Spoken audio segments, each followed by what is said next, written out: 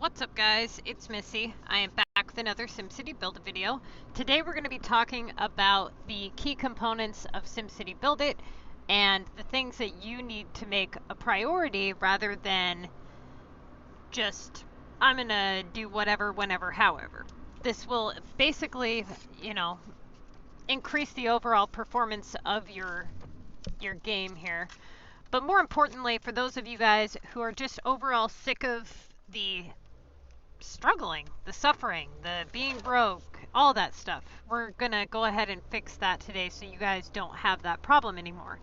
So for those of you guys who are not subscribed to the channel, I do put videos out pretty much daily on SimCity. I do streams from time to time. I have an Escape the Darkness series, which I kind of talk about some of the stuff that I've been through in my life. So if you guys are interested in that series, you can find the playlist for that on my YouTube channel here. And also we have a SimCity Build It Facebook page on Facebook, right? So Facebook page on Facebook. Got that? Good. So type in SimCity Build It, MissyAnneTTVYT on Facebook, and you will be able to see all of our, written guides, all that good stuff.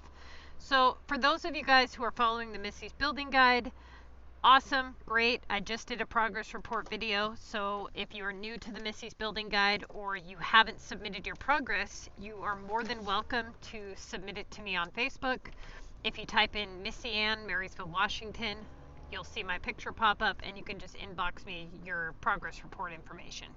And then I'll put it in the next video. Okay, so key components to SimCity Build It. Well, let's go ahead and collect my chest here. Oh, yippee. Some airport items. Okay. So, there is, believe it or not, other important factors of SimCity Build It besides storage. And this may come as a shock to some of you. But there are other things in the game that do matter. Now, unfortunately, storage is kind of a pain in the butt to get the items, okay? So here's the thing. Before we get started on all of the other key components of the game, make sure that you do know that storage is basically your #1 priority.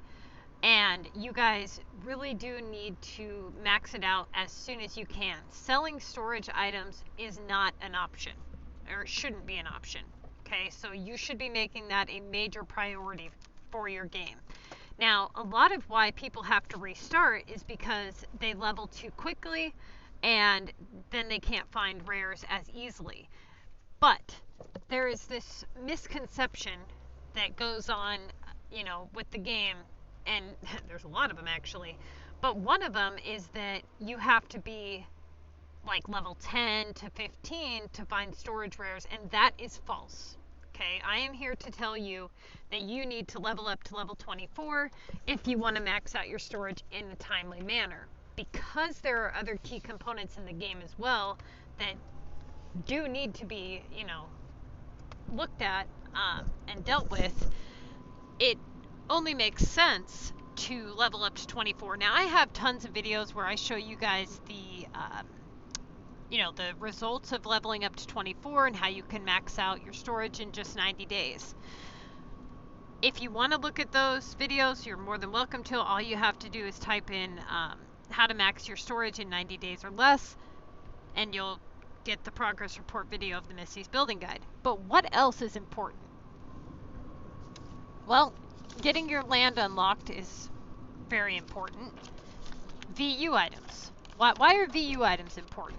VU items are important for a number of reasons. So, I've seen comments on Reddit, Facebook, all kinds of places, and let me tell you guys, when you guys ask questions on, Reddit or Facebook, you're getting an answer from just a random person with no real qualification to answer that. Or maybe there's somebody that's been playing a long time and their answer is correct. But the bottom line is, take whatever advice that you are being told and don't take it as it's the word of God, okay? Because a lot of people do that. They ask a question on Facebook or Reddit, they get an answer, and then that first answer and I can't tell you how many times this happens, it's wrong, way wrong. And then the person who asked the question's like, oh, okay, awesome, cool. And then they start telling people the same thing. And it creates this, domino effect of bad advice. So try your best to be thorough with your information here. I tried the best that I can to get as much information out to you guys as possible to make your gameplay a lot more pleasant. So basically, there's certain ways that you're going to basically suffer with this game, and that is you're going to always be suffering and struggling for storage, no matter what the amount is that you have. And the reason for this is because this is what the game is based on. The game is based on items, right? So if they were to just give you an unlimited storage, that would take away the challenge of the entire game. What makes an epic project challenging is having to look for those items or make those items or trade for those items, right? What makes upgrading storage challenging? The same thing, but you can't make those. So you have this game where you've got all these items and everything has, a time and a place, and you have to kind of shuffle everything around in the right order to get certain things done at a certain time and then be able to do other things at another time. So it's really all based around item management. And when you realize that, you realize, oh, okay, how can I make my epic projects the easiest possible? Well, to have what I need, right? Now, the more storage that I have, the better prepared I can be for the contest of mayors, epic projects, making money, all that good stuff. So when it comes to other aspects of the game that are, let's say, like war or the VU tower or whatever, how are they beneficial to your game? What purpose do they serve your game? Well, there was a Reddit post about the VU tower, and somebody had asked why would they want to destroy their own city. Well, see, that's just it. You're not destroying your own city.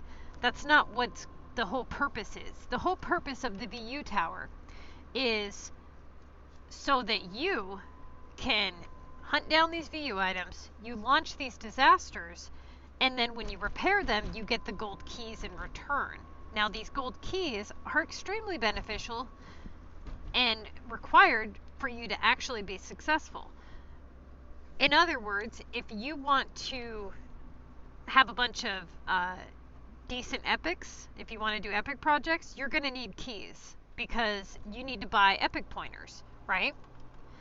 Now, when you go to any category and you pick out a building, you'll see the epic points that unless you're not level 24, then it won't show you. Once you hit level 24, it'll start to show you how many epic points they're worth. So you need them for epic pointers and for buildings, for designing, right? So if you want to have a cool looking city, if you want to play war, you're going to need keys to upgrade your war cards, all that good stuff. So that's just one of many ways that the VU tower is beneficial to you. So aside from the gold keys, what other purposes do the other things serve, like the airport? Okay, normally, you wouldn't even need to unlock the airport if it wasn't for the contest of mayors, because unless you like those particular homes, then you would have no reason to do shipments or build the airport homes. So unless I'm doing the shipments for the purpose of the contest, I have no use for the airport. Now, that is totally different when you're playing the contest of mayors competitively. Now, epic projects, tokens. A lot of people say, well, why would I build epic projects when I always have tokens? I don't need them. Okay, well, as a low-level player who does win the contest, then yes, that is true. But as you progress up and you stop playing competitively, you will start to realize, okay, at some point, you're no longer able to win the contest of mayors, right? And at that point, items are going to become more expensive. You're going to maybe want to speed things up. And now you have no way of regenerating these tokens, so now you start to build epic projects when you're a higher level. And when you do this, it results in paying like 10 times the amount of money that you would have paid for those epic projects had you done them when you were a low level. Not to mention, epic projects have a low service demand versus, let's say, Omega or the regional homes have medium to high service demand. So that's just another reason why. Now, in terms of coins, how can you go about making it to where you're not broke? Well, this you would think is just make different items. Just make items that are profitable. Well, yeah, that's part of it, but there's also a couple other parts to not being broke, like how you're spending your money. You know, you need to cut all spending. Stop buying stuff on Global. 100% just stop buying stuff unless it's rares, okay? Now, what you're selling, and I know a lot of people don't pay attention to this, but this is very, very, very important. What you sell has everything to do with how much money you bring in. And the reason why is because and I've said this to you guys so many times, but when you come over here to your barn and you produce your flour, okay? So you've got your flour going. If I sold, let's say, Sid melons, right? Let's say I sold him all 13 of my melons, and I have to do an epic project or a assignment for the contest or whatever the case may be, whatever it is I'm working on today, and I need melons for that. I don't have them now, and I know that the global market is not usually stocked with melons. What do I have to do to get what I need? I either have to find it from somebody in the group, or I have to start making it, right? Because I sold it. So what's going to happen now that I sold those is I have to start producing them versus producing my flour. So now I ended up costing myself money by having to cut into my normal production, right? Now, when you do this all the time, when it's not just melons versus flour, when it's like, oh, I sold so-and-so my ladders, now I got to make ladders. Now I sold so-and-so my paint, now I got to make paint.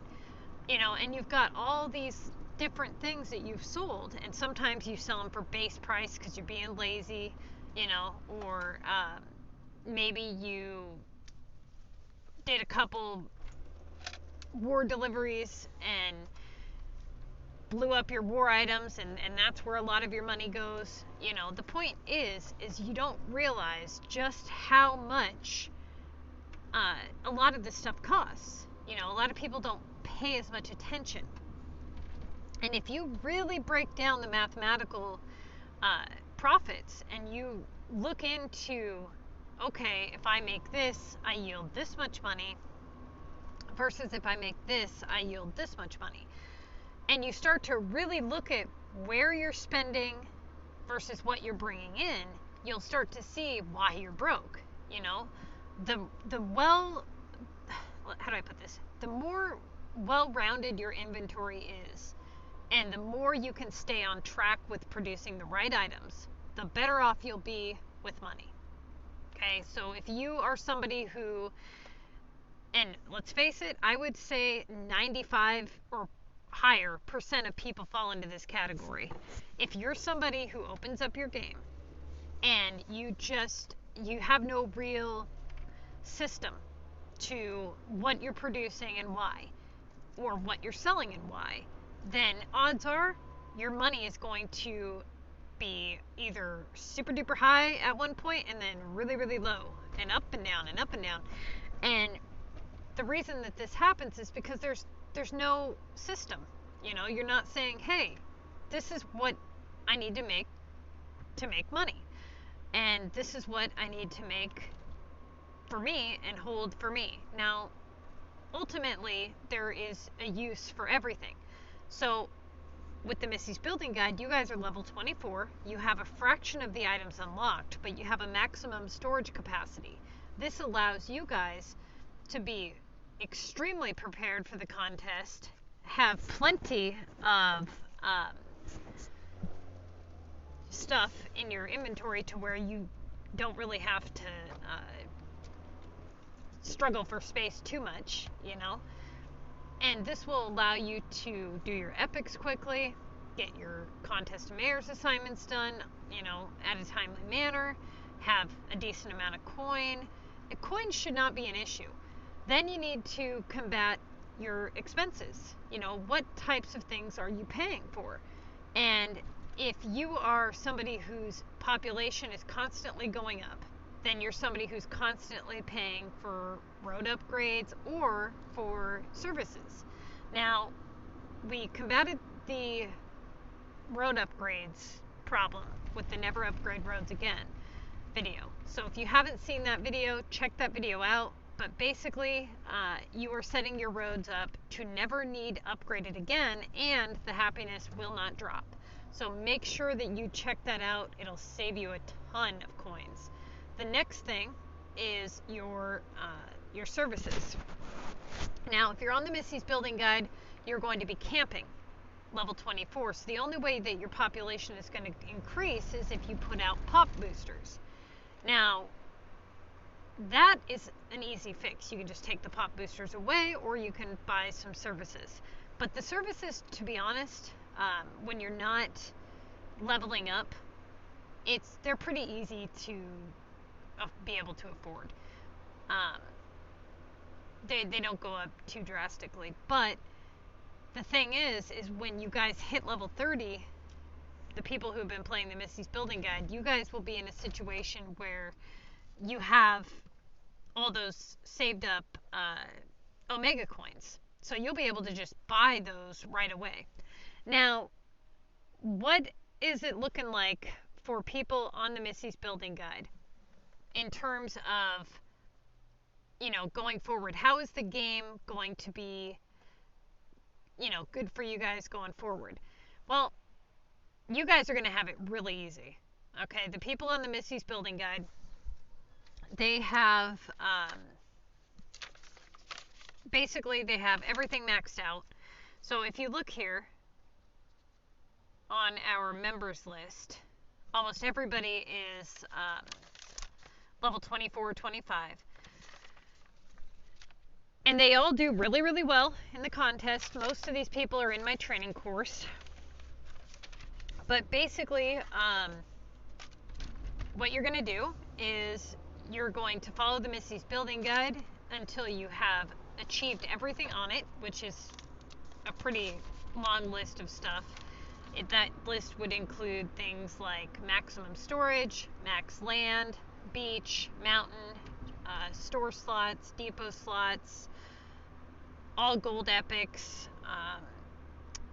you know, a ton of 3-pointers and 4-pointers, winning mega countless times, having, you know, all your maxes purchased, tons of cash, keys, war cards unlocked, you know, stuff in storage. Basically, every single thing in the game is just getting stacked. You know, you're stacking everything up. Then looking at their, all of their currencies and everything, they've probably got several thousands of coins in Neo-Simoleons, regional Simoleons. Yeah. Basically, they're just stacked everywhere. So, at this point, you've got your, let's say you're playing the Missy's Building Guide, you've got everything maxed out, you're winning the contest each week, you've got everything done. When do you progress up and level up? Well, check out Missy's Building Guide 3. Okay, that's where you would want to slowly progress up into level 25. Do not unlock a regional map. I cannot voice this enough. Now, at some point, you guys are going to proceed on, okay? And as you proceed on, you're going to, if you want the maximum efficiency, there is going to be two different styles to the building guide. People that want maximum efficiency and people who just want to, play and don't really care. Basically, to kind of break down the difference for you guys, maximum efficiency would be, at this point, let's say that you're up to level 30, you've unlocked Omega, you've got your Omega services placed down, and you still have not unlocked regionals, you're still winning the contest, and you're still building only regular residential homes, and you're still converting them into gold epics. Now at this point, you probably have over 100 gold epics at this point, because you had like 56 at level 24.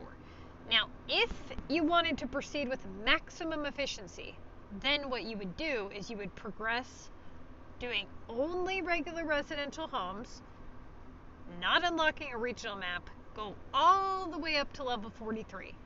Level 43, you will have unlocked every single item in the game besides the regionals, okay? At this point, your epics are at their maximum amount that they're going to cost, aside from when you unlock regionals.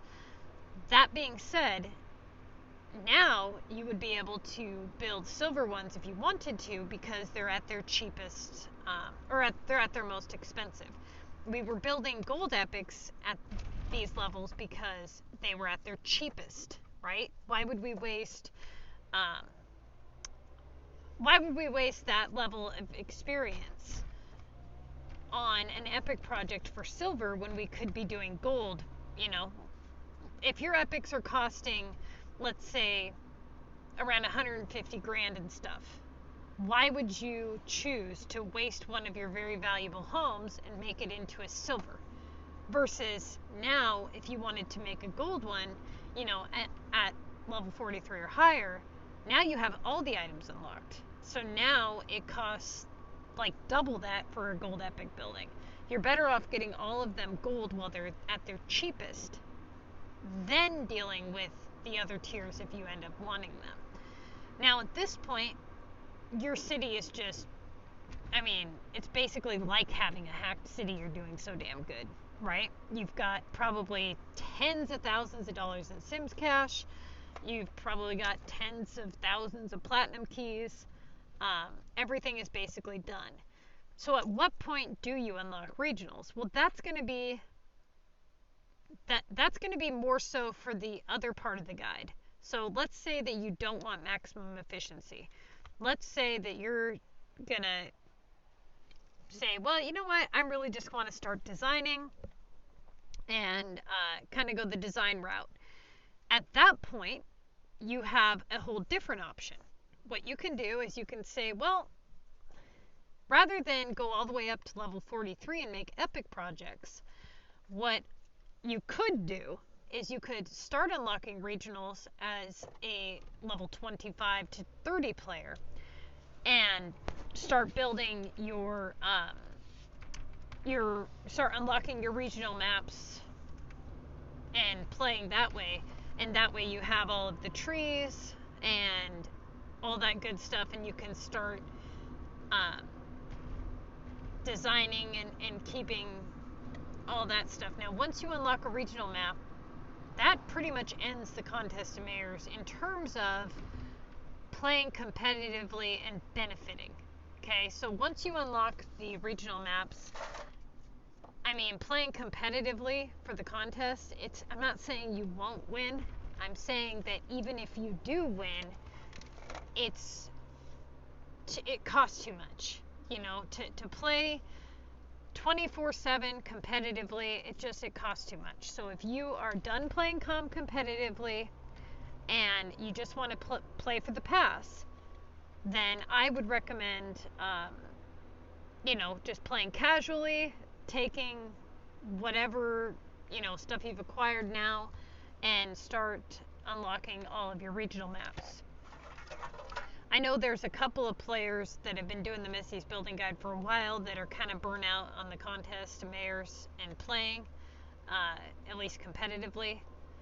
Now, it doesn't mean that it doesn't mean that you'll never win. It just means that you basically you've made it near impossible to benefit, is what I'm trying to say. It does make things a lot more difficult and expensive. So just make sure that in terms of progressing in the game, that you're okay with that. But you guys have accomplished so much if you're on the Missy's Building Guide. I mean, you guys have everything done. Everything's maxed. So at this point, it's just stacking more gold on top of the pile, so to speak. You know, you've got this mounting pile of success, and you're just stacking until you're done stacking. So at some point, you know, you're going to want to actually design your map and have it look good and utilize some of all this hard work, right? So at that point, usually I tell people to save for the sales and things like that. So if you're somebody who has just started the Missy's Building Guide or has been on it for a couple of months, there is a big sale in November. I highly recommend that you hold all of your, you know, platinum keys for sure. Gold keys are easy to get and cash is easy to get, but platinum keys should be spent very wisely. If you're buying stuff that is in the main menu all the time, you know, like this type of stuff, make sure that you guys are buying that stuff when it goes on sale. Otherwise, it's just kind of a big waste. Usually what I tell people is to get any of the limited time stuff that pops up that you like, because you never know if it's going to come back or when it's going to come back, and save all of your purchases that are purchases that can be made at any time. Save those for when they go on sale. You know, like for example, a lot of people back last November, they had lined the front and backs of their cities with beach deltas and mountain waterfalls, and they were able to get, you know, 3,000 platinum keys worth of stuff for 1,500 platinum keys, which was a super big help for them, because now they have all 4-pointers, they have a ton of stuff that they can utilize on their other maps, and so they ended up, you know, saving a ton. Now, that being said, when you guys get to the point where you do unlock a regional map, you guys are doing really great, because you have all of these regional currency coins stacked up from all those mayor's passes that you've been collecting on. So when you get to the point where you unlock the regional map, you'll need to get your population up on your regional map just a little bit, and then you'll be allowed to purchase the regional storage facility, and that is 5,000 regional simoleons. When you click on your region, you know, you'll click the government tab here, and you'll find the storage facility, but it's on the regional map. Now, I do have videos where I go through and I tell you guys, you know, what regional map you should unlock and why, but it really just comes down to preference with, you know, what trees you like, what hotspots you like, and all that good stuff. Other than that, regionals do make everything, like I said, much more difficult, but you guys are already 10 steps ahead of the game anyways, so totally up to you. You know, me, I unlocked them for the purpose of having the trees, and because I'm already a high-level player anyways, the game is pretty much, it is what it is for me. So, you know, a lot of people, you guys are doing really, really well on the building guide. For those of you guys who are interested in the Contest to Mayor's Math training course, I haven't quite got all of that put together yet, but I did get the camera and the SD card that I purchased along with the tripod, so I'll be able to do that math course a lot easier. For those of you guys who are somewhat familiar with it,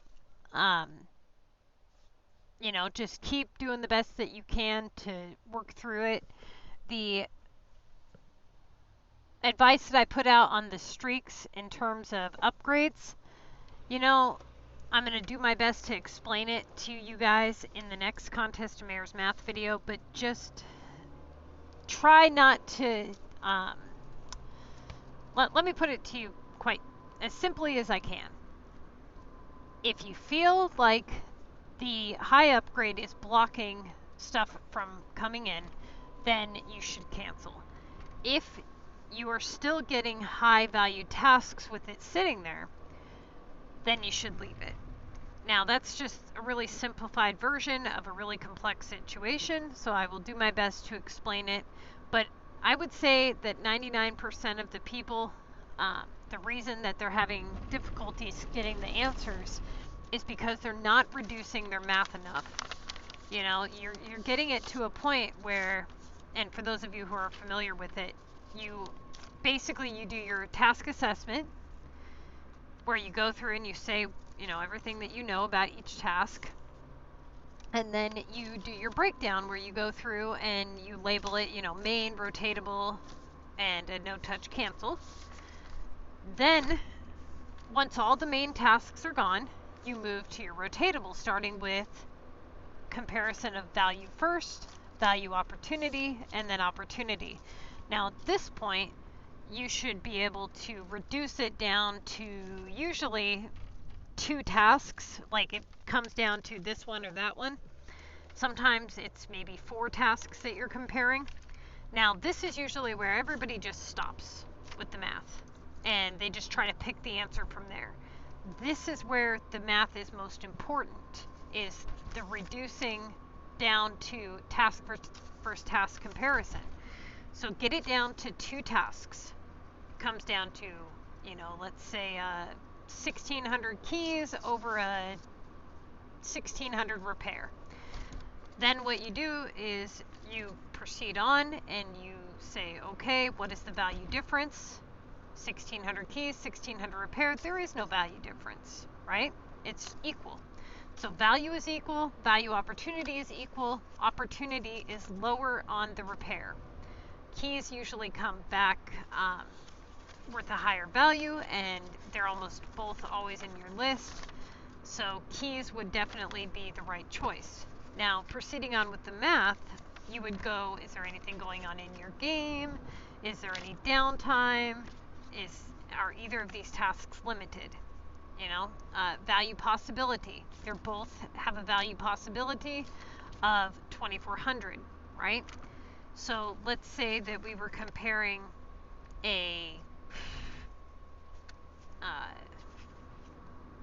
let's say we had a 3,600 Latin upgrade and a 36 Old Town upgrade, okay?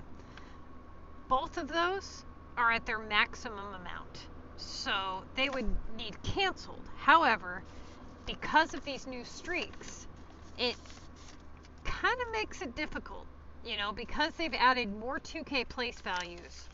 You can leave them sit for longer than you used to be able to, as long as they're not blocking too much.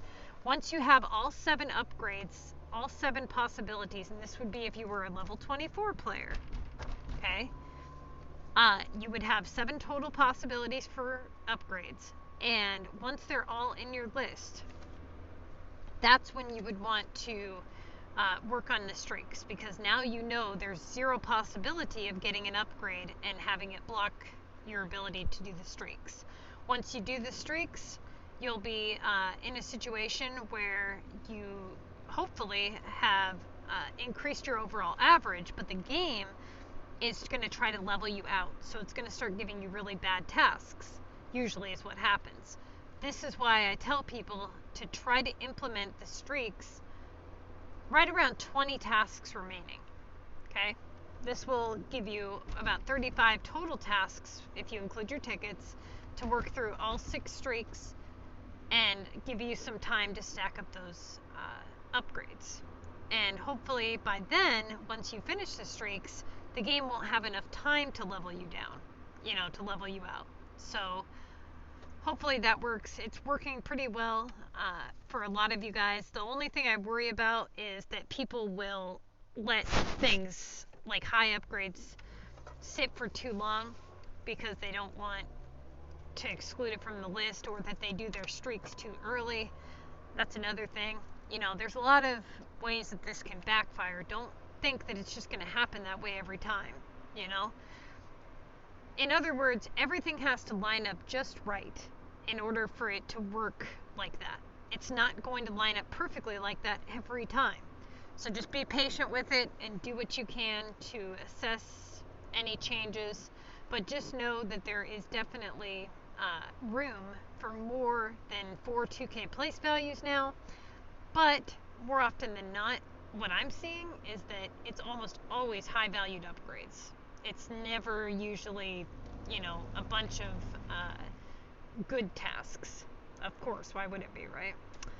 Okay, you guys, so yeah, I mean, that pretty much sums it up. You know, you guys are doing really, really well on the Missy's Building Guide, so just proceed on with that. If anybody has any questions, you can ask them in the comments section, or you can hit me up on Facebook. If you're looking to join the group, I believe we have one opening left. I have somebody that's joining in today or tomorrow, and then I think we'll have one spot left after that. But definitely, you guys, just make sure that if you are confused about anything, that you know, figure out why you're confused and ask me, so that you understand whatever it is that you're doing and why you're doing it.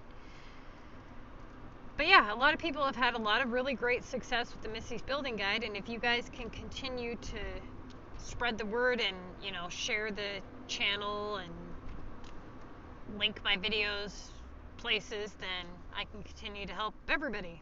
So, alright you guys, good luck, and I will see you guys next time.